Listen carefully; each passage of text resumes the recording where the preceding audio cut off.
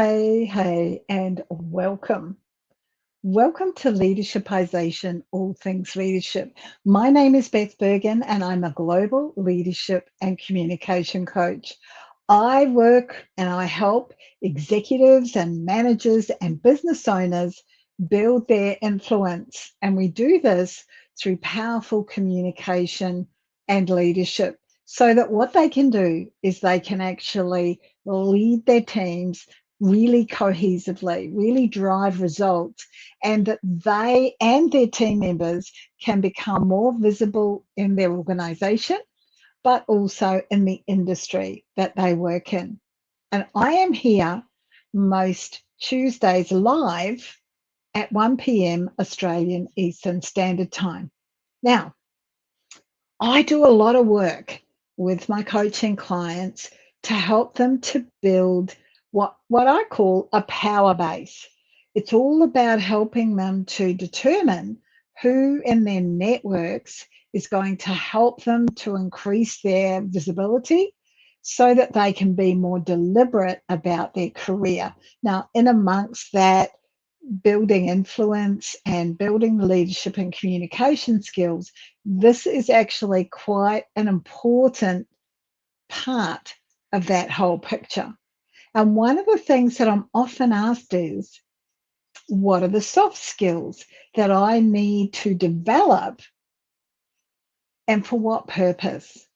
And so today, what I want to do is look at that. I want to start by answering this question, which is, what are soft skills? So, what are they? These are the skills that, how to explain it? These are the skills that enable you to navigate workplace challenges. These are the character traits or the interpersonal skills that underpin all of your interaction with others. Now, what's important here is that I've said character traits and interpersonal skills.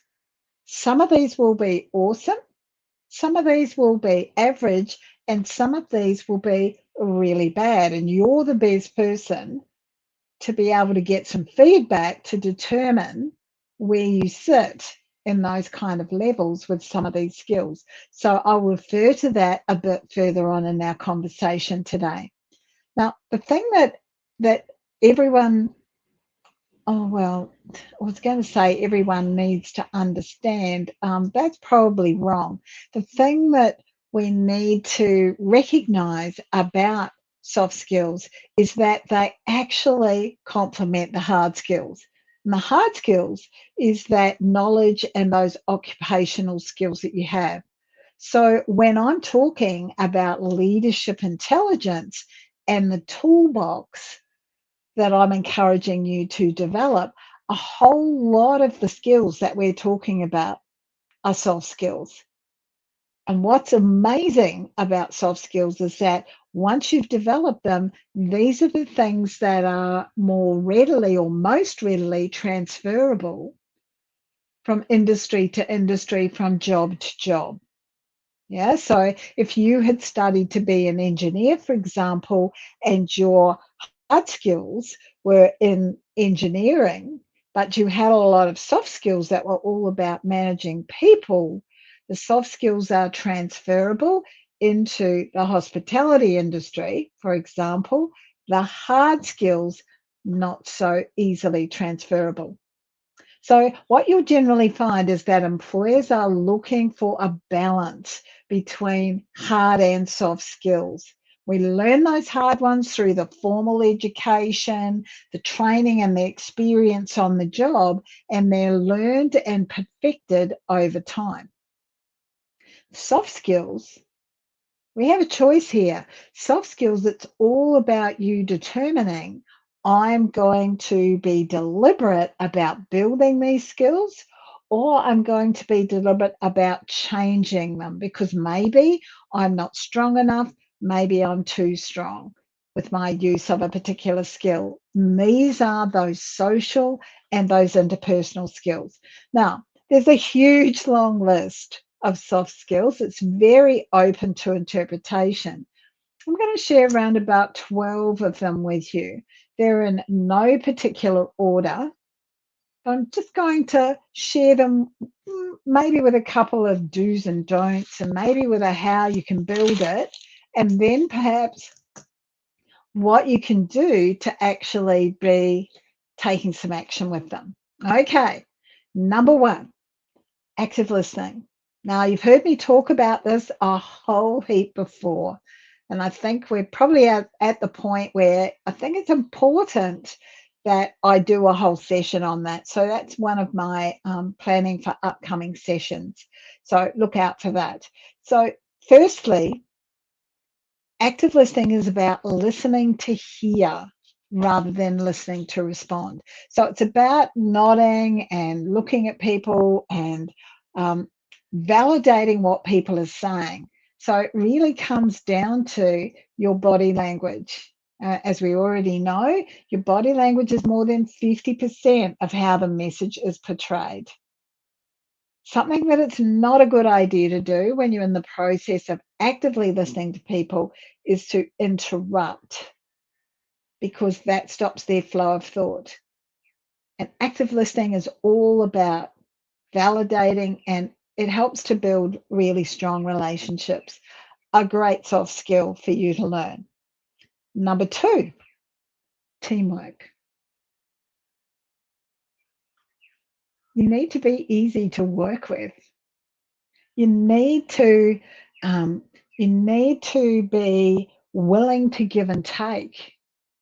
Now, just because you're easy to work with, it doesn't mean that you're a pushover, but it's all about working with a number of diverse personalities across all levels of the organization. And this is about actively making that individual effort to improve your interpersonal skills. It's about making sure that you are working as part of a team, because in a team, everyone is making an individual effort to get to that common goal. So you need to have done some active listening, and you need to be prepared to do some give and take. If you can talk about how well you've worked as a member of a team, then that is something that lots of employers will be looking out for. Different from leading a team. Okay. Number three is integrity. Integrity. This is one of my highest values. This is the stuff that we do when no one is watching. This is about you being open, being honest, being ethical. One of the things that we can do, and this is something to, you can check this, reflect on this for yourself. One of the things that we can do is we can think, we can hide that. Yeah, it's all right. It doesn't matter if we make a mistake, because we can hide that. What's really important on the road to developing integrity is that you understand clearly. Don't hide things, and don't be thinking that you can hide things. Yeah. Number four, collaboration. Now, this is quite different from teamwork. You'll notice with teamwork that I said it's an individual effort to a shared goal. This is about brainstorming, problem solving, generating ideas, and working together to achieve an outcome. So here what we're doing is we're sharing ideas, we're sharing the credit. It's not a solo effort. And this is that kind of that higher level than teamwork, because it's much more free flowing. Collaborating, a desire to seek those ideas from other people and to consider those ideas. So, don't be seeking consultation and then just dumping everything they have to say. That would be inauthentic. Collaboration is a great soft skill for you to develop. The fifth one is time management. Now, this is all about you demonstrating that you can prioritize tasks, that you are able to set realistic goals, that you're organized and you can stay on top of the work that you're doing. It helps to demonstrate to a prospective employer that you're able to stay focused, that you can manage around distractions and wasted time, and that what that does is it increases your productivity. Now, if what you can do is demonstrate that you can, excuse me, meet deadlines, that's that's going to show, hey, if I'm meeting the deadlines, then my productivity is where it needs to be. The upside of you learning to manage your time a whole heap better is that it helps you to set really good boundaries, but it will also reduce both your stress and your frustration. So time management isn't just something, a soft skill that you can develop to impress prospective new employers. It's something that you can develop to make life easier and more productive for yourself. Okay. Number six, I haven't got enough fingers. Number six is professionalism. This is where what you're doing is you're performing jobs at the highest expected standard. You've got, you're punctual, you're reliable, you're respectful, your presentation is at an appropriate level. The way you're groomed, the way you're dressed represents the organization that you work for.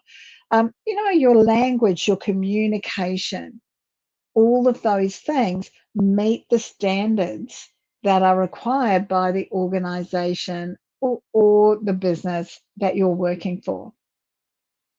Professionalism shows through in the quality of the work that you do as well.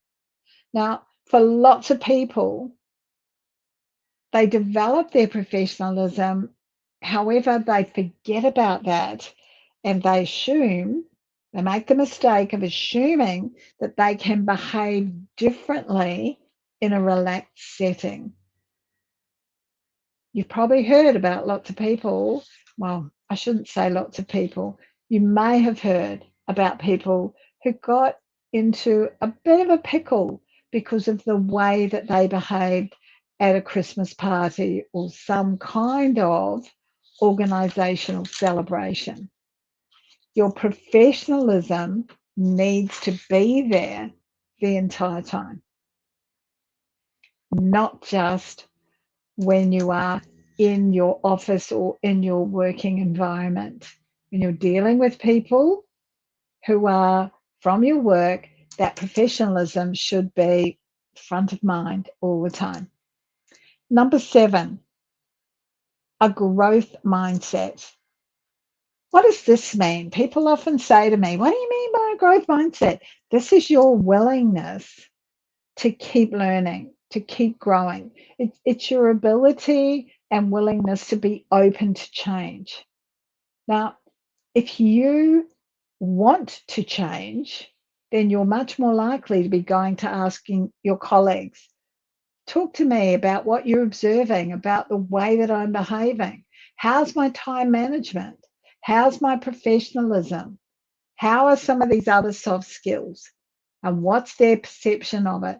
Not so that you can get upset and angry about it, but so that quite clearly you can get some insight and you can then choose, am I going to make some improvements or not? Now, to have a growth mindset, you have to be so ready and willing to unlearn things. Yes, you're going to learn new things, but there's a whole lot of stuff that maybe you need to be willing to unlearn. And it's also important to remind yourself that you don't know everything. There is always so much to be learning. So be ready with that growth mindset and keep on growing. Have a commitment to continue to grow. Number 8 flows on pretty close to growth mindset, and that's self-awareness. Now, I'm a really big believer in if you want to be an awesome leader, it starts with self-leadership. And self-leadership starts with self-awareness. So this is all about understanding how you might manage stress or frustration or other negatives.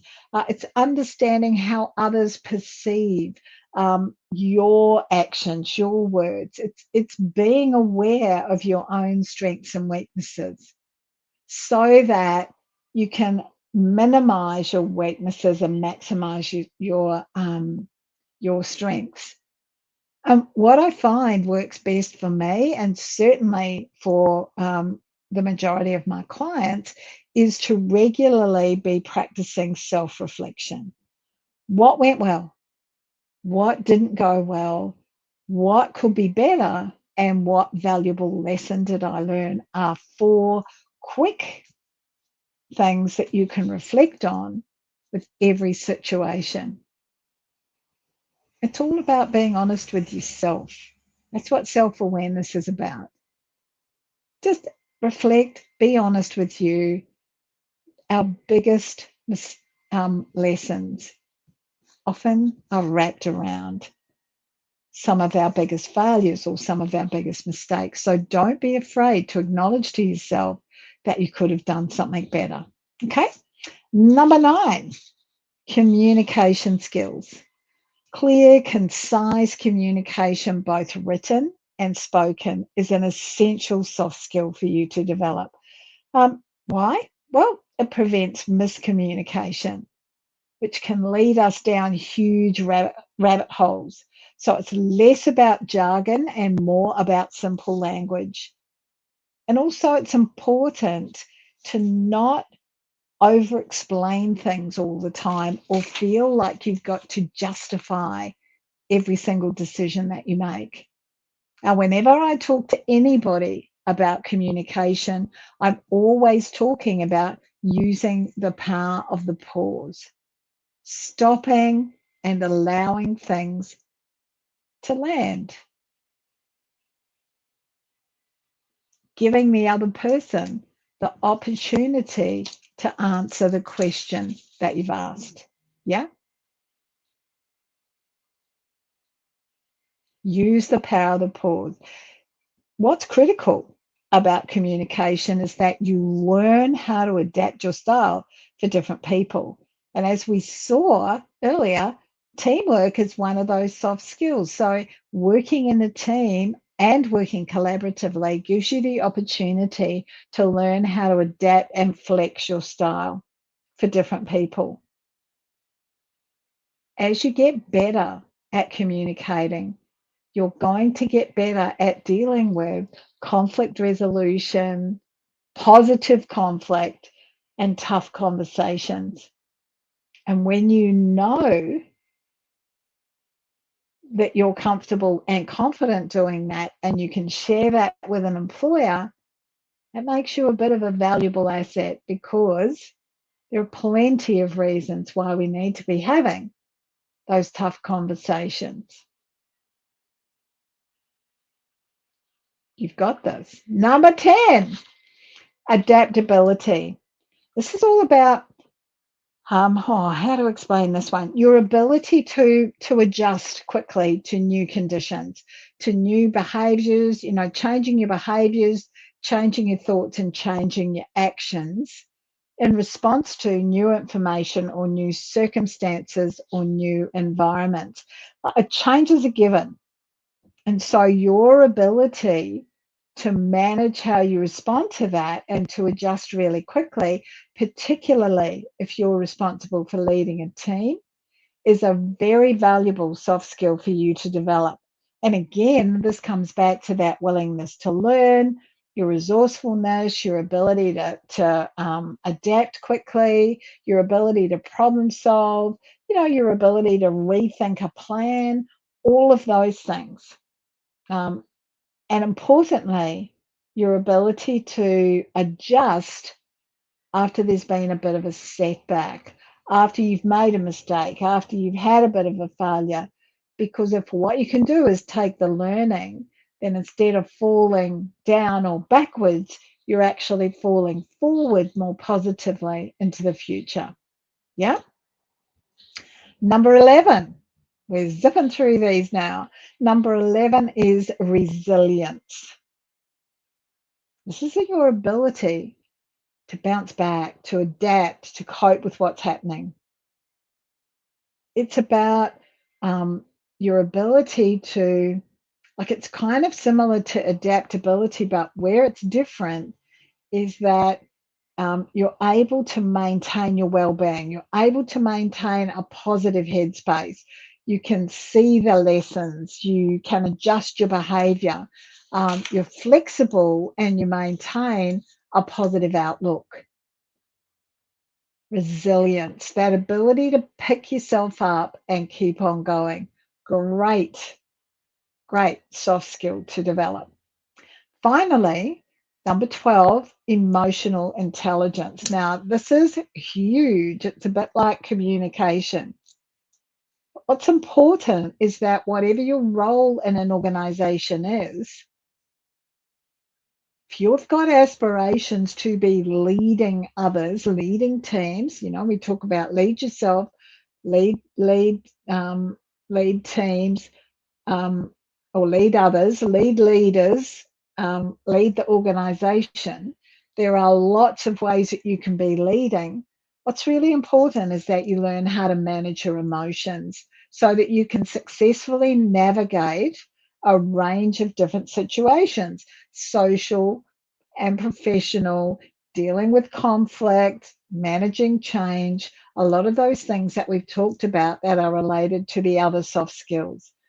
So here it's about you being able to identify your emotions and control your responses. But it's also about helping others with their emotional regulation.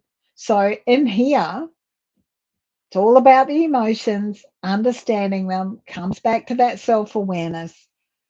If you're concerned, maybe I'm not using my emotional intelligence as well as I could, ask for feedback so that you can build these things. Ask for feedback from others. How did I come across in that conversation? How did I come across in that meeting? Because what we forget, I've said this to you before, what we forget is that more than 50% of our body language, or of our communication rather, is coming across in our body language. So if I'm sitting there going, during a meeting, I'm not engaged. I'm not looking like I'm wanting to contribute in a positive way. I look more like either I've lost interest or I'm annoyed or frustrated or angry, and I'm not sure how to communicate that. Yeah. So 12 is an important one. All 12 of them are actually important. Now, there's lots of others. There's things like conflict resolution, public speaking, critical thinking, decision making, creativity, leadership, self direction, empathy, work ethic. There are lots and lots of soft skills. What I hope I've done today is to get you thinking, what are some of the soft skills that might be important in the kind of work that I am doing now and that I want to do into the future? What are the kind of soft skills that will support my hard skills? Because just as you've been developing your hard skills, so too do you need to develop your soft skills, because your hard skills are supported by your soft skills.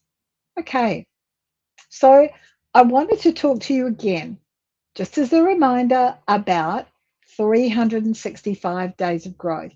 Now, this is a program, I've developed these, it's a series of 1 minute videos.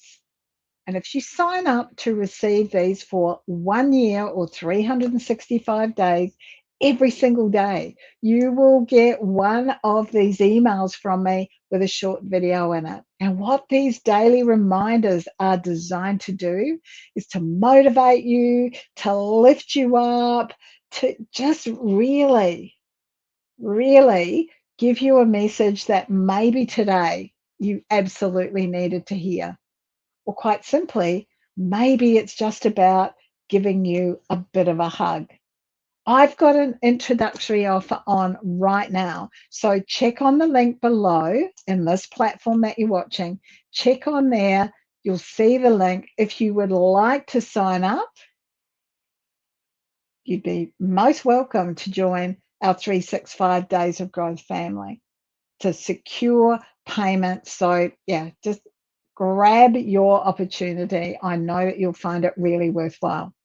Okay, thank you for today. If you've got questions or comments, please pop them on the platform that you're watching on.